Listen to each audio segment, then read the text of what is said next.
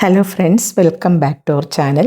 ഇന്നത്തെ എൻ്റെ റെസിപ്പി ഉണക്കച്ചെമ്മീനും പടവലങ്ങായും കൂടിയിട്ട് പണ്ടൊക്കെ നമ്മൾ വെക്കില്ലേ, അതേപോലുള്ളൊരു കറിയാണ്. അടിപൊളി ടേസ്റ്റാണ്.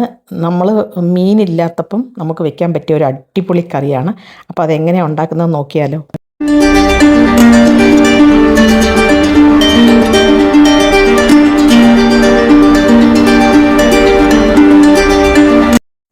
കറി വയ്ക്കാൻ വേണ്ടിയിട്ട് 10 ഗ്രാം ഉണക്കച്ചെമ്മീനും ഒരു മീഡിയം സൈസിലുള്ള പടവലങ്ങായും എടുത്തിട്ടുണ്ട്. ഇതിൻ്റെ പകുതിയാണ്, ഈ പടവലങ്ങയുടെ പകുതിയാണ് ഞാൻ എടുത്ത് കറി വയ്ക്കാൻ എടുത്തേക്കുന്നത്. അതേപോലെ പടവലങ്ങ എടുക്കുമ്പം നമുക്ക് പിഞ്ച് പടവലങ്ങ എടുക്കണം, മുറ്റിയ പടവലങ്ങ എടുക്കരുത്. ആദ്യം തന്നെ പടവലങ്ങ എല്ലാം ക്ലീൻ ചെയ്ത് വെക്കണം. അതിനുശേഷം ഞാൻ ഇവിടെ 3 ടേബിൾ സ്പൂൺ വെളിച്ചെണ്ണയിൽ ആവശ്യത്തിന് കടുകും കരിയാപ്പിലയും ഇട്ട് കൊടുത്തിട്ടുണ്ട്. അതിനുശേഷം പടവലങ്ങ ഇതേപോലെ വേണം കട്ട് ചെയ്യാൻ. ചെറിയ ഉള്ളി, വെളുത്തുള്ളി, പച്ചമുളകും ഇതെല്ലാം കൂടെ ആ എണ്ണയ്ക്കകത്തിട്ട് നന്നായിട്ട് വഴറ്റണം. ചെറിയ ഉള്ളി തന്നെ എടുക്കാൻ നോക്കണേ, എന്ന് വെച്ചാൽ സവാള ഇട്ട് കഴിഞ്ഞാൽ ഒട്ടും ടേസ്റ്റ് കാണത്തില്ല. ചെറിയ ഉള്ളി തന്നെ വേണം. പടവലങ്ങ കുറച്ച് വഴണ്ട് വരുമ്പോഴത്തേന് നമുക്ക് ആവശ്യത്തിനുള്ള ഉപ്പിട്ട് കൊടുക്കണം. ഉപ്പിട്ട് കൊടുക്കുമ്പോൾ ഒന്നുകൂടെ പടവലങ്ങ നന്നായിട്ട് എണ്ണയ്ക്കകത്ത് കിടന്ന് വഴളണം. ഈ പടവലങ്ങ നമുക്ക് വഴറ്റുന്ന സമയം കൊണ്ട് ഇതിന് അരപ്പുണ്ടാക്കണം. അപ്പോൾ ഞാൻ തേങ്ങ ആണെങ്കിൽ ആദ്യമേ വറക്കാനിട്ടിട്ടുണ്ടായിരുന്നു. അതിൻ്റെ കൂടെ 2-3 വെളുത്തുള്ളിയും ചുമന്നുള്ളിയും നമ്മൾ വാഷ് ചെയ്ത് വെച്ചേക്കുന്ന ഉണക്കച്ചെമ്മീനില്ലേ, അതും കൂടെ ഈ തേങ്ങയ്ക്കകത്തിട്ട് വറക്കണം. ആ ചെമ്മീനാണെങ്കിൽ നന്നായിട്ടൊന്ന് മൂക്കുകയും വേണം.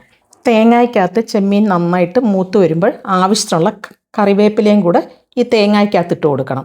അതിനുശേഷം ഞാനിവിടെ 1 ടേബിൾ സ്പൂൺ മുളക് പൊടിയും 1/2 ടീസ്പൂൺ മല്ലിപ്പൊടിയും 1/2 ടീസ്പൂൺ മഞ്ഞൾപ്പൊടിയും എടുത്തിട്ടുണ്ട്. മല്ലിപ്പൊടി ഒട്ടും കൂടാൻ പാടില്ല. മുളക് പൊടി ആവശ്യത്തിന് എടുക്കണം, നിങ്ങളുടെ എരിക്കനുസരിച്ച് എടുക്കണം. എന്നിട്ട് അതും ഈ തേങ്ങയ്ക്കകത്ത് കിടന്ന് നന്നായിട്ട് ഒന്ന് മൂക്കണം. ഈ തേങ്ങ ഒക്കെ തണുത്തതിന് ശേഷം നമുക്ക് മിക്സിയിൽ അരച്ചെടുക്കാം.